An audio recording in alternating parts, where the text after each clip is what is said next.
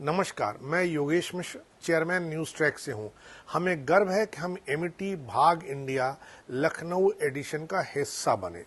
News partner के रूप में हमें यह साझा करते हुए खुशी है कि उत्तर प्रदेश क्षेत्र में हमारा प्लेटफॉर्म लोकप्रिय न्यूज प्लेटफॉर्म की सर्वे रिपोर्ट में नंबर 3 स्थान पर है।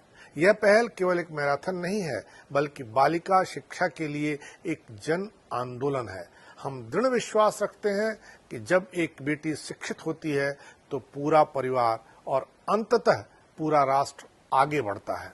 हम doctor Shrimati Amita Chauhan ji, chairperson Amity group of schools और अमिताशा फाउंडेशन को इस पुनीत कार्य के लिए धन्यवाद देते हैं। हम न्यूज ट्रैक ग्रुप में गर्व महसूस करते हैं कि हम इस यात्रा के सहभागी बने हैं और हम सबको प्रेरित करते हैं कि इस अभियान से जुड़कर बेटी को उसका शिक्षा का अधिकार दिलाएं।